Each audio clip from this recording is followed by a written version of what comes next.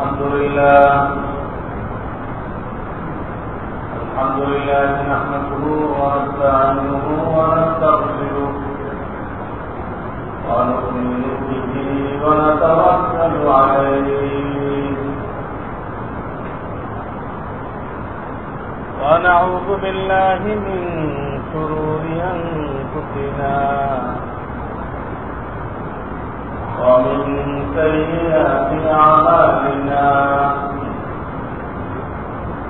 من يهده الله فلا مضل له ومن يضلل فلا هادي له ونشهد أن لا إله إلا الله وحده لا شريك له ونشهد أن سيدنا ومولانا محمدا عبده ورسوله صلى الله تعالى عليه وعلى آله وأصحابه وبارك وسلم. أما بعد فأعوذ بالله من الشيطان الرجيم. بسم الله الرحمن الرحيم.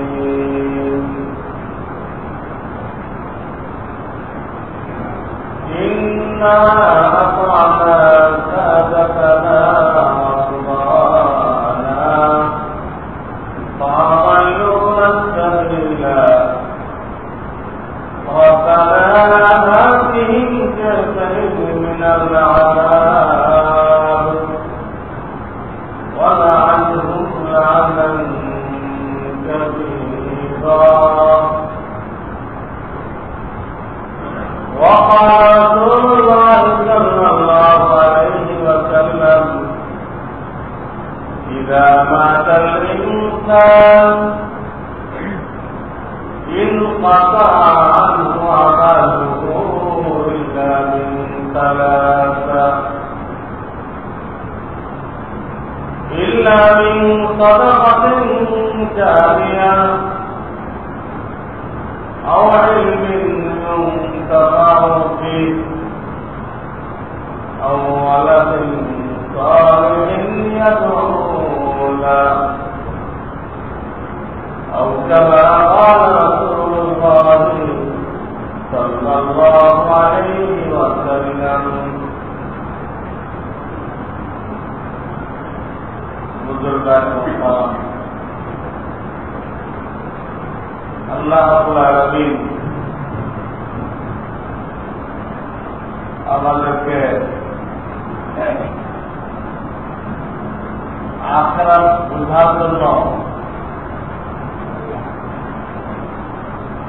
দুনিয়াকে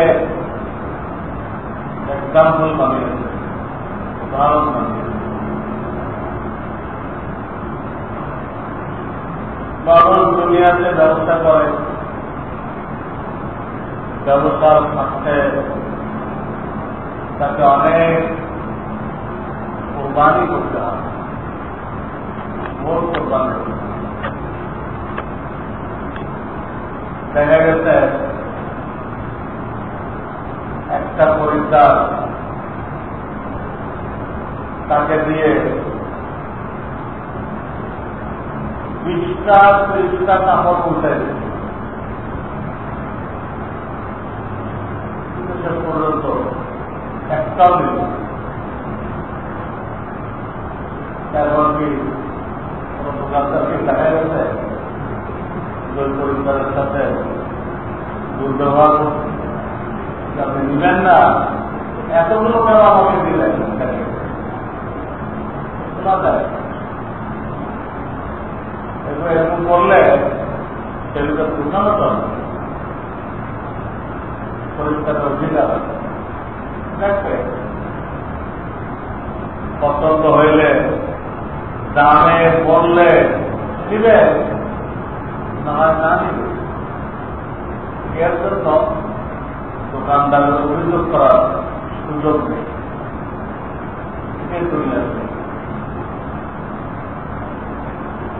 এছাড়া আরো অনেক রকম কুরবানি করতে হবে।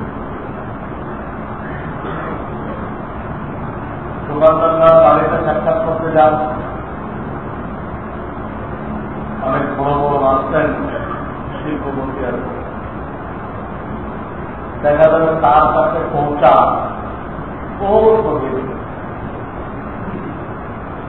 কতগুলো স্টেশন পার হয়ে তাদের দেখতে হবে, করে সময় নিতে হবে।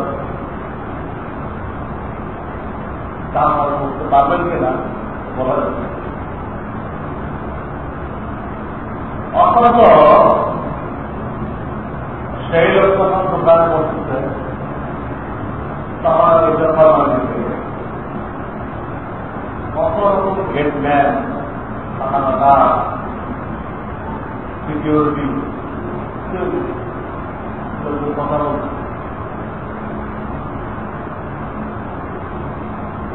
একই ব্যক্তি বাড়িতে যান, সাক্ষাৎ কঠিন, দোকানে আছেন, সাক্ষাৎ সহজ। এইখানে ব্যবস্থা থাকতে সে জিনিস সহজ করে যাবে।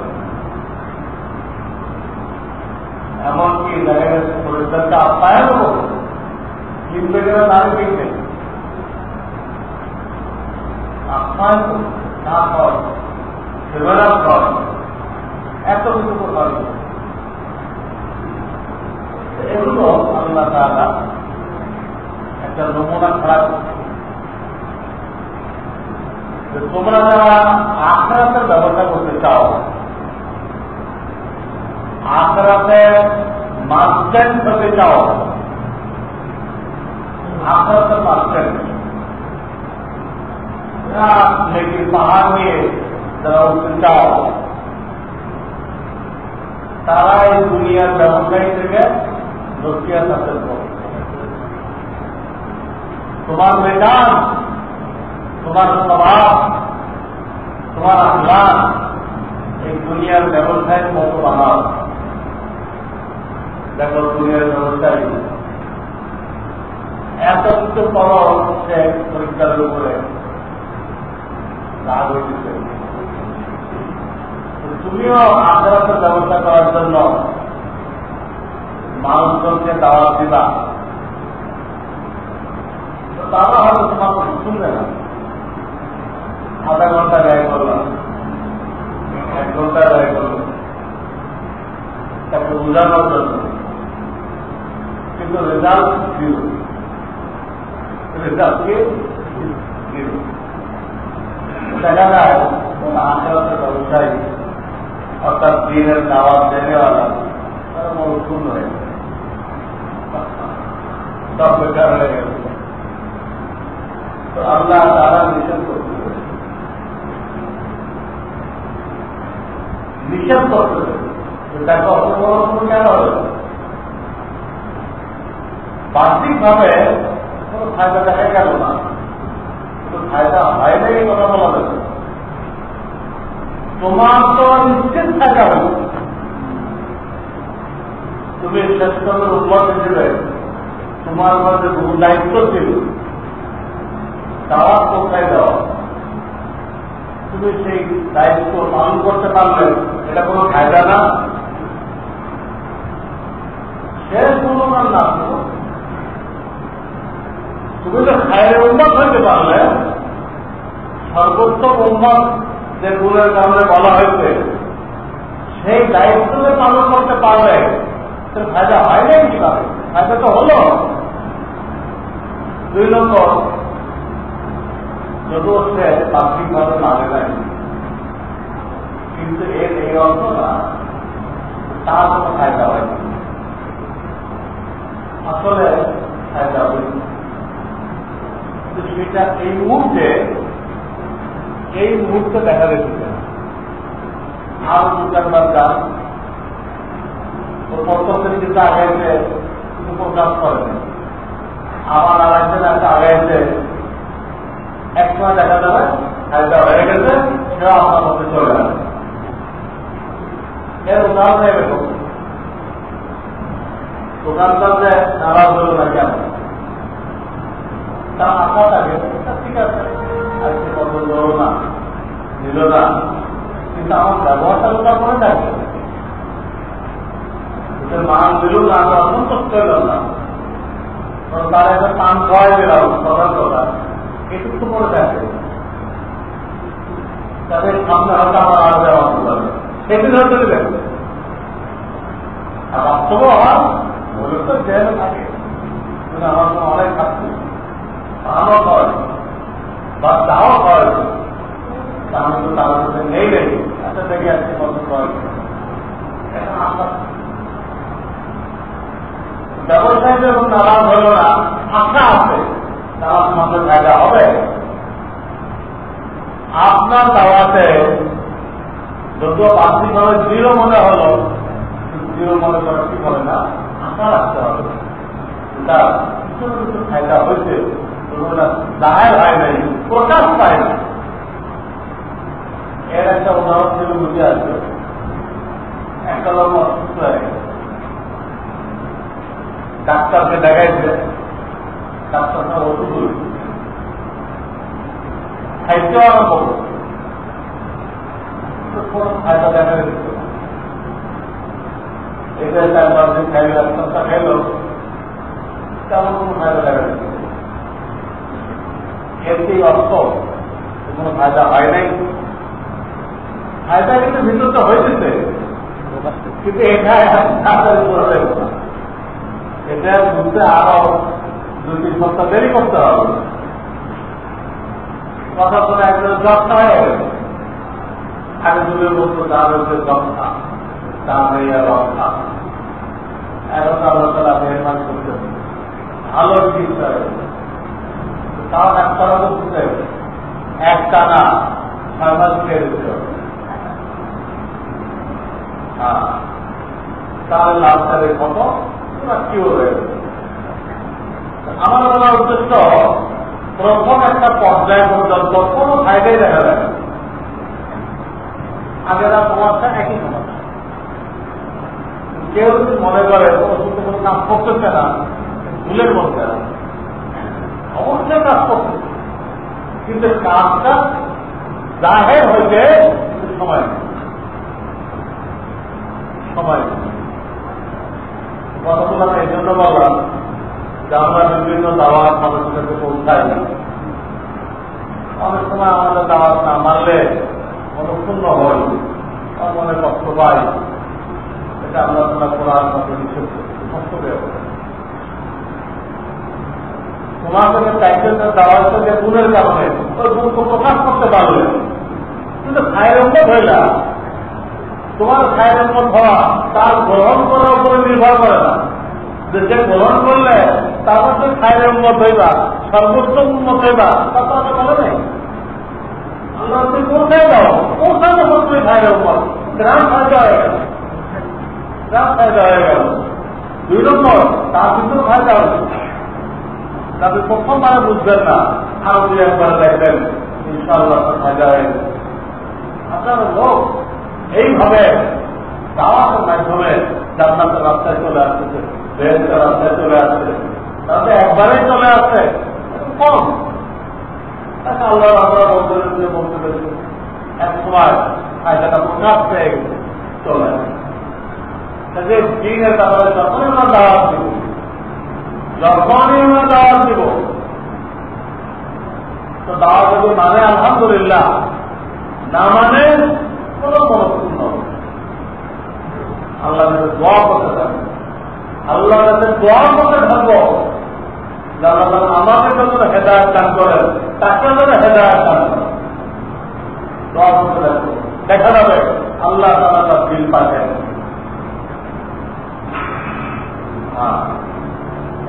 তাতে আমরা বিভিন্ন বিষয়ে দাওয়াত দিতে থাকবো, আমরা আল্লাহ দেবে নামাজ পড়বো, শুধু আমরা নামাজ পড়লে আল্লাহর কাছে জবাব দিয়ে করতে পারবো না। আমাদের বলা হয়েছে তুমি নামাজ দিয়েছ, তুমি অন্য ভাই থেকে নামাজ বানাও, যেহেতু জানো আর নবী আছে, এই কাজ তোমার সামনে দেওয়া হবে, তোমার দায়িত্বে দেওয়া হবে। কাজেই আমরা বলতে থাকি আমাদের আশেপাশে বন্ধু বান্ধব, আত্মীয় স্বজন, পরিচিত, কলিগ, যারাই আছে এদেরকে বলতে থাকে যারা অন্যায় কাজ করতেছে তারা নিজের পয়সা খরচ করে এই অন্যায় কাজের সাথী বাড়ে, পয়সা খরচ করে। আমি তো ফতোয়া বিভাগ পরিচালনা করি, ফতোয়া বিভাগ আমাদের সব স্তরের রিপোর্ট আমাদের কাছে সব জায়গায় কিছু ভালো করতে তারা তোমার মশলা জানতে আছে, তো ওই সেক্টরের উপরে হালাল হওয়ার জানা হয়ে যায়, কোন দায়িত্ব নেই, সব সেক্টর আমার জানা হয়ে যায়। তো আমার যেটা জানা হইল একটা লোক সিনেমা দেখা যাচ্ছে প্রথম বোঝানোর জন্য উদাহরণ দিচ্ছি আমি যে আমরা যারা দিনের লাইনে আমরা পিছনে, যারা দুনিয়ার লাইনে জাহান্নামের লাইনে তারা পয়সা খরচ করে নিজের পয়সা খরচ করে সাথী বানায় দিচ্ছে। একজন দেখব না সব তোর টিকিট আমি কিনে দিচ্ছি, টিকিট কিনে নিয়ে যেতেছে। আর এক বন্ধু তার এই পানিও খাবে না, তোর পয়সা লাগবে আমি দিই, তারা পয়সা খরচ করে জাহান্নামের সাথী বানায়। আর আমরা মুখের কথা দিয়ে জান্নাতের সাথী বানাইতে পারছি না। অথচ আল্লাহ রাব্বুল আলামিন হাসরের ময়দানে যে ছাত্রটা ব্যক্তিকে আরশের ছায়া দেবে না, আরশের ছায়া কোন ছায়া থাকবে না, কোন ছায়া থাকবে না। তার মধ্যে একটা হলো দ্বীনের সাথে যাদের মধ্যে বন্ধুত্ব থাকে, তাদের বন্ধুত্ব দ্বীনের ভিত্তিতে, তার সাথে আপনি দ্বীনের কাজ করেন, তাকে নিয়ে দ্বীনের দাওয়াত দেন, তাকে সাথে করে নিয়ে আরাধনের কাছে যান, দ্বীনের কারণে আল্লাহ দ্বীনের জন্য তার সাথে আপনার সম্পর্ক আছে। এই যে দ্বীনই বন্ধু, দ্বীনের কারণে মহাব্বত, এটা হাতের ময়দানে আরশের ছায়ার রূপ ধারণ করে আপনার উপরে আসবে, মাথার কাছে চলে আসবে, মাথার কাছে। কিন্তু আপনি দিনের খাতিরে বন্ধুত্ব করছিলেন, দিনের দাওয়াত দেওয়ার জন্য, দিনের সহযোগিতা করার জন্য, এই জিনিসটা এক একটা নেক কাজ এক একটা রূপ ধারণ করে, এক একটা নেক কাজ আসলে ময়দানে এক একটা রূপ ধারণ করে আসবে, এটা আরশের ছায়া হবে। কোন নেক কাজ আছে জান্নাতের বিল্ডিং তৈরি হচ্ছে, কোন নেককার আছে আপনার জন্য হুট তৈরি হচ্ছে, আপনি রাস্তাঘাটে অনেক সুন্দরী দেখলেন, কিন্তু মনে করলেন যে আল্লাহ হারাম করে দিতে, আমার জন্য আমার বিবি আল্লাহ এগুলো হারাম, এই কথা মনে করে ওই সুন্দরীদেরকে দেখে কোন মজা আপনি নিলেন না। আল্লাহ তাআলা এর দ্বারা আপনাকে জান্নাতের গুণ দান করবেন, হারাম ছেড়ে দিলেন, আল্লাহ তাআলা জান্নাতে এর থেকে হাজারো লাখো গুণ সুন্দরী উন্নত জিনিস আপনাকে দান করবেন।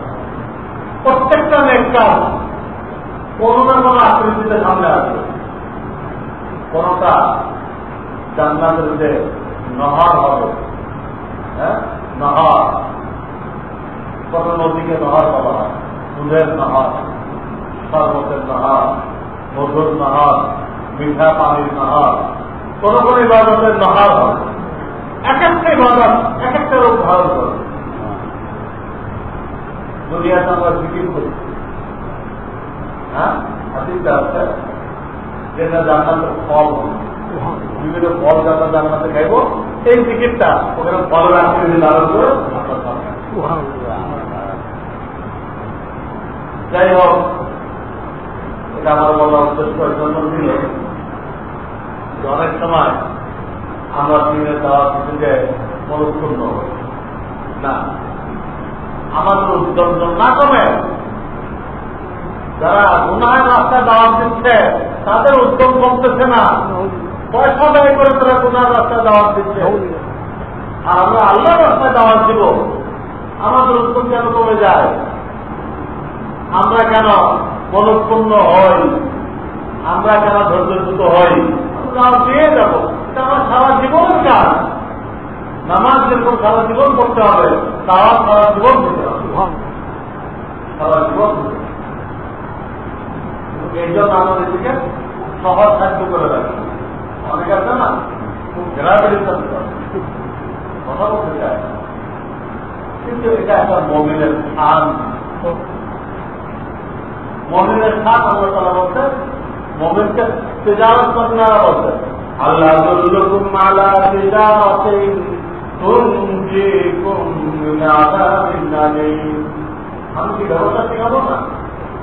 সেই ব্যবস্থা তোমাকে আখিরাতের কঠিন আযাব থেকে বাঁচায় দিবে। সেই ব্যবস্থায় কি? তুমিনুনা বিল্লাহি ওয়া রাসূলিহি ওয়া তুজাহিদুনা ফি সাবিলিল্লাহি বিআমওয়ালিকুম ওয়া আনফুসিকুম। জান মাল নিয়ে আল্লাহর রাস্তায় মুজাহাদা করবে, দাওয়াত দিবে, মানুষকে ডাকবে। প্রথম আয়াতে বলে তোমাকে ব্যবস্থা শিখাইব না, যে ব্যবস্থা তোমাকে জাহান্নামের আযাব থেকে মুক্তি দিবে। পরে আয়াতে বলেন ব্যবস্থা কি? আল্লাহ তাআলা জান মাল দিয়ে আল্লাহর রাস্তায় মেহনত করবে। কি মেহনত? নিজের ইবাদত করবে, অন্যকে আল্লাহর ইবাদতের দিকে দাওয়াত দিবে। নামাজের দাওয়াত দিতে হবে, কোরআন সহি করার দাওয়াত দিতে হবে। প্রত্যেক মসজিদে কোরআন সহি করার ব্যবস্থা থাকতে হবে। ওখানে তারা ইমাম থাকবে, মুয়াজ্জিন থাকবে, বা মাদ্রাসার শিক্ষক থাকবে। তারা নুরানি পদ্ধতি শিখে আসবে। নুরানি পদ্ধতি শিখে প্রতি 40 দিনে এক একটা কোর্স করবে। প্রতি 40 দিনে এক একটা কোর্স করবে। মহল্লার ভাইরা যে টাইমে একটু ফ্রি থাকে, ওই টাইমটা তাদের থেকে জেনে আধা ঘন্টা করে চক ছেলেদের মাধ্যমে তাদেরকে কোরআন শিক্ষা দিবে। দেখা যাবে 40 দিনের মাথায় তারা কোরআন পড়তে পারবে। 40 দিনের মাথায় তারা কোরআন পড়া শিখে গেছে। চাউল ছাড়া যেমন ভাত হয় না, কোরআন ছাড়া মুসলমান হতে পারে না। যদি কেউ হয়ে থাকে, সে নিজের ধারণা করতেছে এখনো হইতে পারে না। কোরআন ছাড়া তার সিনায় সহি কোরআন থাকবে না, আমার তো মুসলমান, কিসের মুসলমান? এই জন্য প্রত্যেকটা মসজিদে এই ব্যবস্থা থাকতে হবে। ওখানে যারা থাকবে তারা 40 দিনের এক একটা কোর্স করবে। আর মহল্লার ভাইরা যার যে কষ্টের সুযোগ হয়, ওই কষ্টের শরীর হয়ে আল্লাহর কোরআনকে সহি করে দিবে। তারাই সময় দিবে এই টাইমে আমরা হালকা আছি, আমরা আধা ঘন্টা সময় দিতে পারবো। এইভাবে একটা ব্যবস্থা গ্রহণ করা মসজিদ কর্তৃপক্ষের জন্য জরুরি, আর মহল্লার লোকের জন্য জরুরি। সময় বের করে এইভাবে আল্লাহর কালাম শিক্ষা করা। কাজেই আমাদের প্রত্যেকের দায়িত্ব, আমরা আমাদের ভাইদেরকে নামাজের দাওয়াত দেই, কোরআন সহি করার দাওয়াত দেই। হ্যাঁ, এই ধরনের যত ভালো কাজ আছে এখানে এখন দোতলার কাজ হইতেছে, এরকম আবার বলতে আপনাদের এটার জন্য দাওয়াত দেন। নামাজের যেমন দাওয়াত দেওয়া হয়, আল্লাহর ঘর তৈরি হতেছে, এটা দাওয়াত দিতে হবে। এটা কোনো দুনিয়াবি কাজ না। নামাজের দাওয়াতের যেমন ঘর, আপনি এটা দাওয়াত পৌঁছাইবেন, এ আল্লাহ সব ডাক্তার অমুক ধানে আল্লাহর ঘর তৈরি হতেছে, আপনার তৌফিক অনুযায়ী আপনি শরীর হন, এই দাওয়াতটা পৌঁছাই দিলেন। তো তবলিগের নামে গাছ করা, বিভিন্ন নামে গাছ করা, ওই গাছ করে যে সব পাওয়া যাবে, আল্লাহর ঘর নির্মাণের দাওয়াত দিয়ে ওই একই সব পাওয়া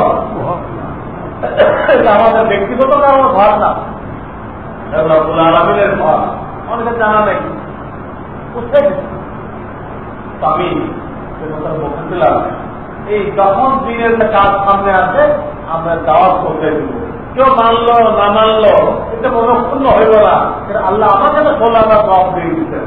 আর তাকেও ইনশাল্লাহ আজ না হোক কাল আল্লাহ তাকেও হেদায়েত দান করবেন, তাকে এই রাস্তা লাগাই দিল। এটা একটা যেহেতু এখানে দাওয়াত করতেছে, এই মসজিদের পক্ষ থেকে আমি বারবার আপনাদের অনুরোধ জানাইছি যে কাজটা শেষ হওয়া পর্যন্ত আপনার দাওয়াত জারি রাখবেন। কোথাও সংস্থান শেষ হওয়া পর্যন্ত আপনারা মেহরবানি করে এই দাওয়াতটা জারি রাখবেন। নিজে তো প্রতিবন্ধে করবেনই, অন্যদেরকে দাওয়াতটা জারি রাখবেন।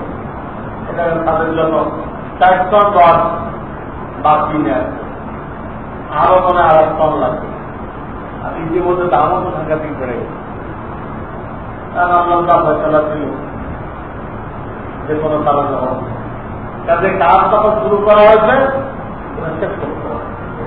এবং এটা আল্লাহ তাআলা আসমান থেকে ফেরেশতা পাঠাবেন না, আপনাদেরকে দিয়েই করা যাবে।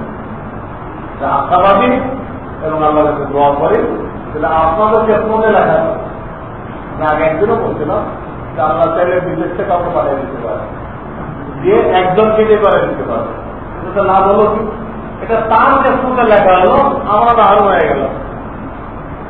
মসজিদ তৈরি হলো ঢাকায়, লেখা থাকলো কুয়েতের এক ভদ্রলোকের কেসমতে। আমাদের কি হলো? আমরা কি লাভবান হইলাম? আমাদের কোনো সুযোগ ছিল জান্নাতে ঘর তৈরি করার, সেই সুযোগটা বাইরে একজন নিয়ে গেল, আমরা নিতে পারলাম না। যে কাজটা আল্লাহ দিচ্ছে সেই কাজটা আদায় করে নিই, ভালো। এই জন্য আমরা ওই দোয়া করি, আল্লাহ তাআলা এই মসজিদের সাথে যাদের সম্পর্ক তাদেরকে মনে লিখে দিন, তাদেরকে দিয়ে আস্তে আস্তে হোক, তাদেরকে দিয়ে আল্লাহকে পড়াই দিন। আমিন। তো এই দাওয়াত যেহেতু আপনাদের জিম্মাদারি দিয়েছি, এই দাওয়াত আপনাদের চালাই যেতে হবে, কমপ্লিট হওয়া হতো।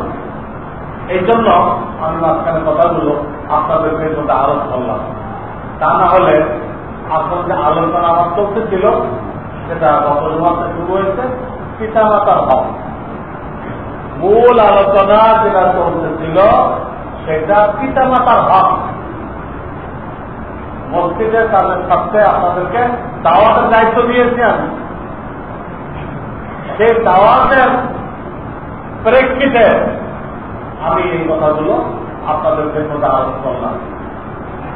এখন আমি আসল প্রসঙ্গে ফিরে আসতেছি।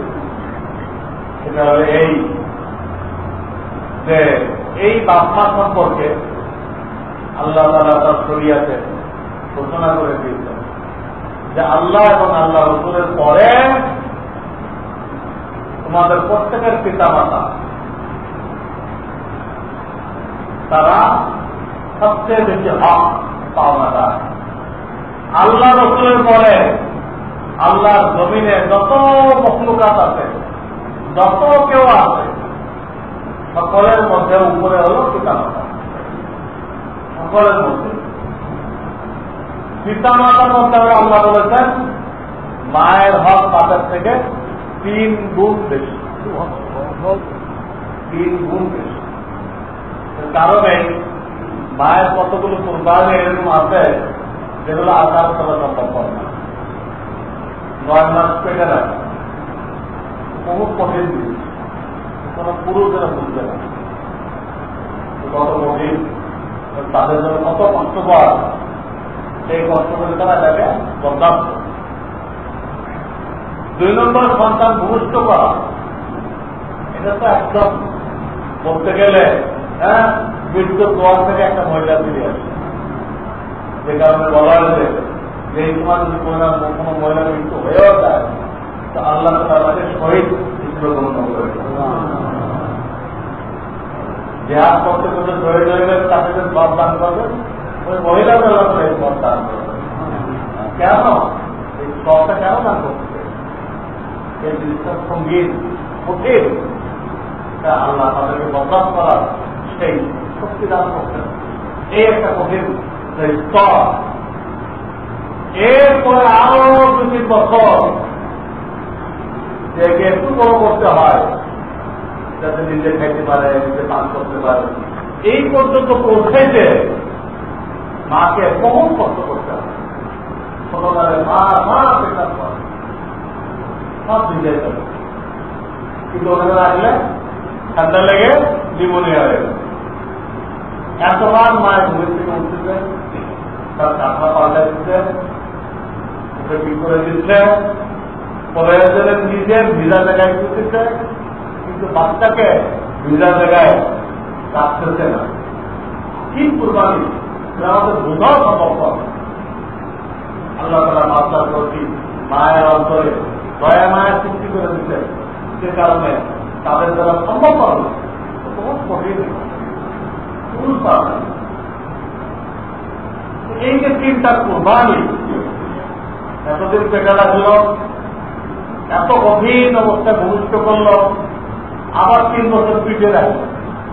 পেটে রাখার কষ্ট, পিঠে রাখার কষ্ট, ভূমিষ্ঠ করার কষ্ট। কোরআনে পিঠে শব্দ আছে হামালাতুহু কুরহা ওয়া ওয়াদাআতুহু কুরহা। কুরহা মানে কি? খুব কষ্টকর। ওয়া হামলুহু ওয়া ফিসালুহু 30 শাহরা। 30 শাহরা মানে 30 মাস। জন্ম হওয়ার পর 30 মাস অনেক কষ্ট করতে হয় এই বাচ্চাকে একটা পর্যায়ে পৌঁছানোর জন্য। হামলুহু ওয়া ফিসালুহু 30 শাহরা। 30 মানে 30, শাহরুন মানে মাস। আল্লাহ গুনে গুনে পেয়েছে। একদিকে মায়ের এত কুরবান, আর একদিকে মা হল কমজোর, কোন হক উসুল করার ক্ষমতা নেই। ছেলে যদি ইচ্ছা করে মায়ের হক আদায় না করে, তাদের তো চর্চাপন দিয়ে আদায় করতে পারে। আপনার কান ধরে বের করি, যা মায়ের বাড়ি, মায়ের এগুলো কোথা নেই, কাঁদতে পারবে, উসুল করতে পারবে। একদিকে কুরবানি বেশি, আর একদিকে দেশে কথা করতে পারে। এই দুটা মিলে রব্বুল আলামিন তার সাইডটা দেখে তার হক তাদের থেকে 3 গুণ বাড়ে। একবার যদি বাবার খবর দেন, 3 বার মায়ের খবর দিতে হবে। 5 টাকা যদি বাপকে হাতিয়ে দেন, 15 টাকা মাকে দিবে এত হক। এই 2 জনকে আল্লাহ তাআলা আল্লাহ রাসূল করে সবচেয়ে বেশি হক দিয়েছে। ওনারা বেঁচে থাকলেও কিন্তু হক আছে, ওনারা চলে গেলেও কিন্তু হক। যেহেতু অনেকের পিতা মাতা চলে গেছেন এবং তারা আমাদের দিকে চেয়ে আছে, হাদিস তারা বোঝাতে চেয়ে আছে, মানে অপেক্ষা করছে। হাদিস যে অপেক্ষাটা এইভাবে বোঝানো হয়েছে, তারা আমাদের অপেক্ষা করেন থেকে এইভাবে বোঝানো হয়েছে যে গভীর রাত্রে একটা জাহাজ সাগর পথে তলিয়ে গেছে,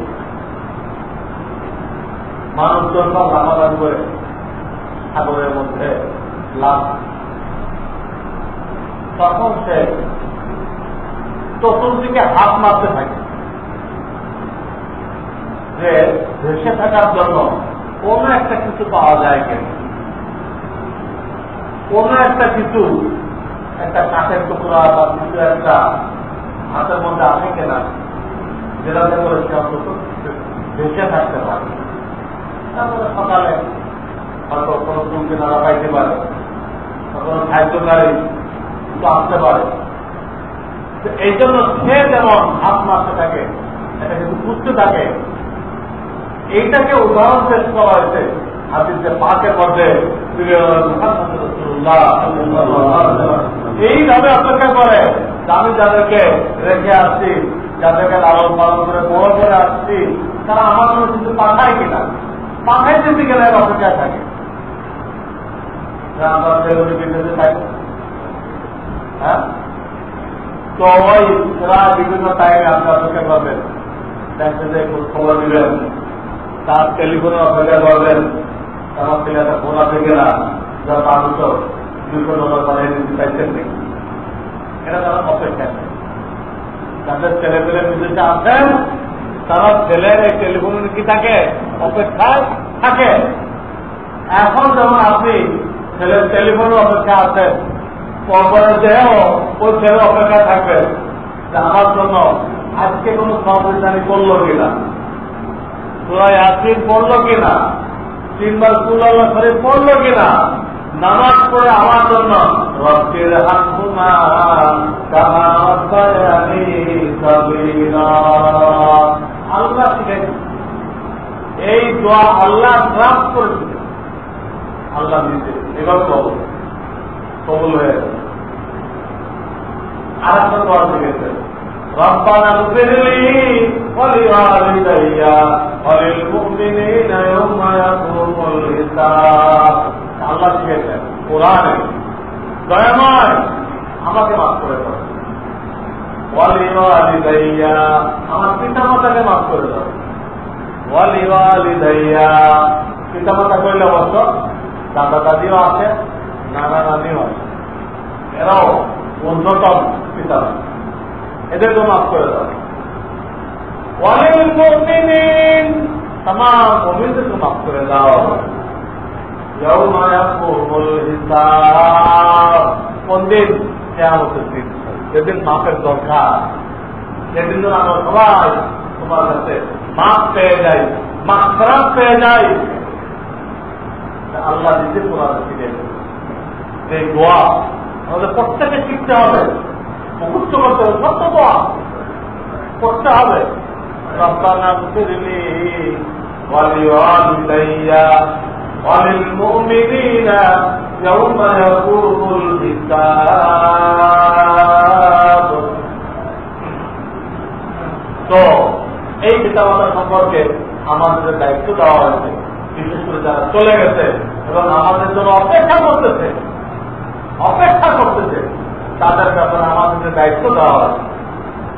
চলে গেছে এই জন্য আমি তাদের তাকে শুরু করি, তাদের ব্যাপারে 1 নম্বর দায়িত্ব তাদের মাগফিরাতের জন্য দোয়া করতে থাকতে হবে, দোয়া করতে থাকতে হবে।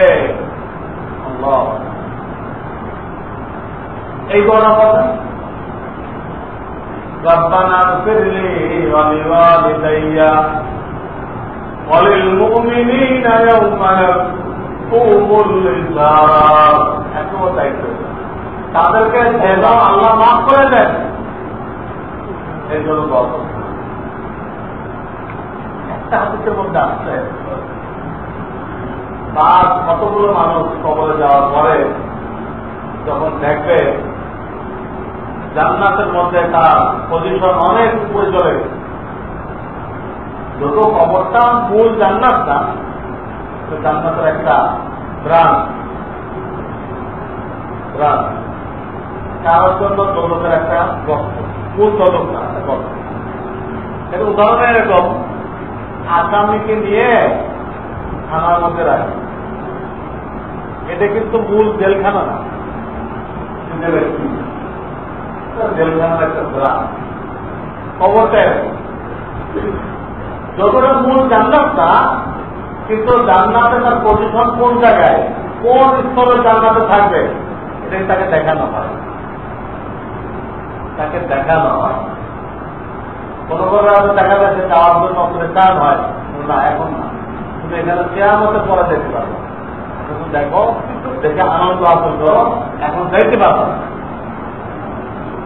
তো হাদিসে আছে কতগুলো মানুষ যখন জান্নাতের পজিশন দেখে, প্রথম যে পজিশন ছিল খবর দেখছে না, এখন থেকে অনেক উপরে চলে গেছে যাচ্ছে।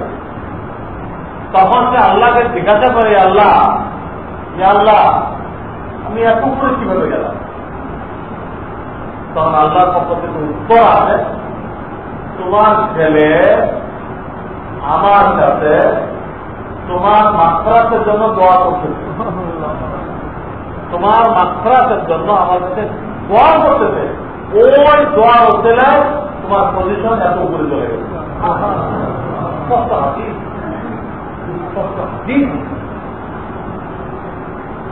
তার তো আর আমল করে যাওয়ার উপায় নেই, তার আমলের দরজা বন্ধ। কিন্তু ছেলের ইস্তেগফারের দ্বারা, ছেলেদের বাপমার জন্য আল্লাহ কাছে খবর চাইবে, এই খবর দেওয়ার দ্বারা জান্নাতে একটু উপরে যেতে। এই জন্য আমাদেরকে বলা হয়েছে বাপ মায়ের জন্য ইস্তেগফার করো। বাংলায় বলেন আর আরবিতে যেন উচ্চ করেন, রব্বানা ফিরলি ওয়ালিওয়ালিদাইয়া ওয়ালিল মুমিনিনা ইয়াওমা ইয়াকুমুল হিসাব। 2 নম্বর দায়িত্ব দেওয়া হল আপনাকে আমাকে ঈসানের সওয়াবে তাআত। এর অর্থ হল বিভিন্ন নফল ইবাদত করে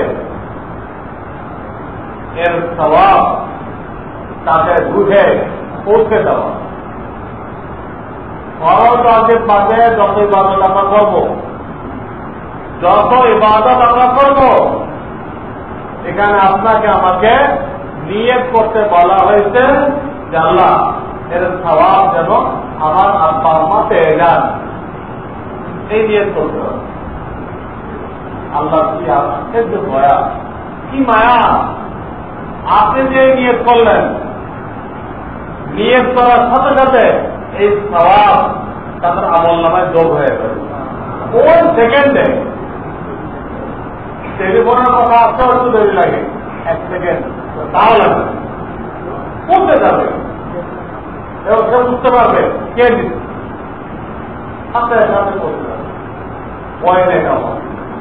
অপর দিকে দেখেন আল্লাহ তাআলা আপনাকে মাহরুম করবেন না, ওটা পুরোপুরি আপনার আমল নামে আমার লেখা থাকে। ওই নেক ইবাদত ওই আমল আপনার নামে কিন্তু আপনাকে কেটে তাকে দিবে না, আপনার তাকে ঠিকই থাকবে। কিন্তু আপনি নিয়ত করছেন আল্লাহ রহমান রহিম, আল্লাহ তার সুযোগকে চায় বান্দা নেকির থেকে এত মুখাপেক্ষি, সেই তখন এদের জন্য দিতে পারলো, আমি তো দয়ার সাগর, আমি কি তারটা ঠিক রেখে ওর যার যার কথা বলছে তাদেরকে দিতে পারি না? এই জন্য ফরজ যে পাবে সব তাদের নিয়ে করতে হবে। এইটা কোনো জরুরি না যে আপনি মৌলবী রেখে তারপরে দোয়া করাইবেন, তারপরে তারা পাইবে, কোনো জরুরি নাই। না যায় করতেছে না যে মৌলবী রেখে পড়ানো না যায়, যায় না। তাই বলতেছে উনি বলার পরে যে বাপমা পাবে তা না। আপনি যখন ওই নিয়েতে খতম করছেন সব চলে গেছে, আপনি ওই নিয়েতে হ্যাঁ এই মসজিদে নির্মাণ কাজে দিয়ে দিলেন, তৎক্ষণাৎ চলে গেছে। কেউ ওটা বক্তি দিলে ওর অপেক্ষা থাকে সাথে সাথে চলে যায়। যদি আমরা আবার হুজুরকে দিয়ে বক্তে দেয় যায় না, কিন্তু এটা কোনো জরুরি না, এটা কোনো জরুরি না। এটা না করলে আমার আব্বা আম্মা পাইল না, ও তো আপনি যখন ওই নিয়েতে পড়তেন তখনই চলে এই জন্য আমরা যে কোনো নেকি বাজার করবো এই নিয়ত করে দিন। আপনি 2 রাকাত নফল নামাজ পড়লেন, এই নিয়ত করেন। এই সামনে আশুরা আসতেছে, আশুরা রোজা রাখলেন, এই নিয়ত করেন। আশুরা রোজা রাখলেন, আশুরা রোজা দ্বারা 1 বছরের গুনাহ হবে, আর আরাফা রোজা দ্বারা 2 বছরের গুনাহ হবে। হজের আগে আরাফা আছে জিলহজের 9 তারিখ, ওই 9 তারিখের রোজা দ্বারা 2 বছরের গুনাহ হয়। আর মহারমের 10 তারিখ আপনারা বলেন ওই রোজা দ্বারা পুরো 1 বছরের গুনাহ হয়। সবে বরাদ্দের কোনো আমরা নফল রোজা রাখি, অনেকে প্রত্যেক মাসে 3টা নফল রোজা রাখে, যাকে আইয়ামে বীজ বলে। আইয়ামে বীজের রোজা শুরুতে রাখা যায়, মাঝে রাখা যায়, শেষেও রাখা যায়। চান্দ্র মাসের শুরুও রাখা যায়, মাঝেও রাখা যায়, শেষেও রাখা যায়, অনেক কম। ওই 3টা রোজার দ্বারা আল্লাহ তাআলা আমাদেরকে পুরো 1 মাস রোজা রাখার সব দান করে। এইরকম রোজা রাখলে নিয়ত করবো আব্বা আম্মা নিয়ত করো, এর মধ্যে দাদা দাদি নানা নানি তারাও না পেল, এদের নিয়ত করো। কিছু দান খারাপ করতে পারলাম, তাদের সব ইসলামের নিয়ত করো। হ্যাঁ, এই ধরনের শারীরিক বা আর্থিক যে কোনো নফল ইবাদত করো। শারীরিক তো বললাম, নামাজ পড়া, কোরআন তেলাওয়াত করা, জিকির আজকার করা, রোজা রাখা, এগুলোকে শারীরিক ইবাদত করো, শারীরিক ইবাদত। আর আর্থিক ইবাদত হলো যত রকম দান করার সাথে মেহমানদারি করলেন, মেহমানকে খাওয়াইলেন, এগুলোকে আর্থিক ইবাদত করো। তো এগুলো তাদেরকে সব পৌঁছানো নিয়ে করো। এখানে একটা বিষয় খেয়াল রাখতে হবে, আমরা এই যে 2 নম্বর দায়িত্ব পালন করবো, তাদেরকে সব বিচারই করবো, ওইখানে তরিকাটা জেনে নিব ওলামা একরাম থেকে, যেন মন করার তরিকায় না হয়। আল্লাহ যেগুলো অনুমোদন করেন নাই ওই তরিকায় যেন না হয়। ওই তরিকা হলে আপনি কষ্ট করবেন, আপনি পয়সা খরচ করবেন, আপনি সময় নষ্ট করবেন, কিন্তু আপনার আব্বা আম্মা কিছুই করবেন। গলত তরিকায় তাদেরকে ফায়দা পৌঁছানো যাবে না। তাদেরকে ফায়দা পৌঁছাইতে হলে আল্লাহকে দিয়ে পৌঁছাইতে হবে। আর আল্লাহকে দিয়ে পৌঁছাইতে হলে আল্লাহ যেটা অনুমোদন করছেন ওই রাস্তা হইতে হবে, আপনার মর্জি মতো হইলে হবে। যেমন কথা আপনি 30-40 করলেন, 3 দিনা করলেন, এগুলো সব হিন্দু আছে। হিন্দুদের তরিকে আপনি করলেন, আর আল্লাহ আপনার আব্বা আমার সব রেস্টারি করে দিবে, থেকে হয় হিন্দুদের তো আল্লাহ বাতিল করে দিচ্ছে। বাতিলটা আপনি অবলম্বন করলেন আর আশা করলেন যে আপনার আব্বা আমার রুহে অনেক সব পৌঁছে গেছে। আপনার ধারণা, অমূলক ধারণা, এর কোন বাস্তবতা নেই। হিন্দু আমি করি না। আমার লেখা জীবনের শেষ দিন একটা বই আছে, এখানে মহাদেশ করে যেতে পাইবেন, সব বই পাবেন। কিতাবুল ইমানটা বেশি কিছুদিন ছাপা ছিল না, এটা এখন ছাপা হয়ে গেছে। কিতাবুল ইমান, ইমান কাকে বলে মুসলমানরা জানে। তো এখান থেকে জীবনের শেষ দিন যে বইটা এখান থেকে দেখে দিল, এই যে আমরা 3 দিনা 40টা, তারপরে 30টা মৃত্যুবার্ষিকী, মৃত্যুবার্ষিকী শরিয়াতে মৃত্যুবার্ষিকী নেই, জন্মবার্ষিকী নেই, বিবাহ বার্ষিকী নেই। এগুলো খ্রিস্টানদের থেকে আসে। খ্রিস্টানরা তাদের নবীর জন্মবার্ষিকী পালন করে, কি বার্ষিকী পালন করে। হিন্দুরা জন্ম অষ্টমী পালন করে। ওটা হিন্দুদের থেকে আসছে, ওটা খ্রিস্টানদের থেকে আসছে। তা আপনি খ্রিস্টানদের ধর্ম পালন করবেন আর আল্লাহ আপনার আব্বা আম্মাকে জবাব দেবে, অসম্ভব। ওইগুলো বাতিল করার জন্য আল্লাহ তার শেষ নবী মুহাম্মদ রাসূলুল্লাহকে দাবি করেছেন। আর আপনি সেগুলো চিন্তা করলেন, আপনার রসুন যেগুলো মিটাই চাইছে, বাতিল করতে আসছে, আর আপনি সেইগুলো চিন্তা করতেছেন, বাতিলগুলো সব হবে আর গুনাহ হবে। কোন জন্মবার্ষিকী নেই, মৃত্যুবার্ষিকী নেই। শরীয়ত বলতে ডেইলি 5 বার দোয়া করো, আর আপনি বছরে একদিন করবেন, বছরে একদিন করবেন।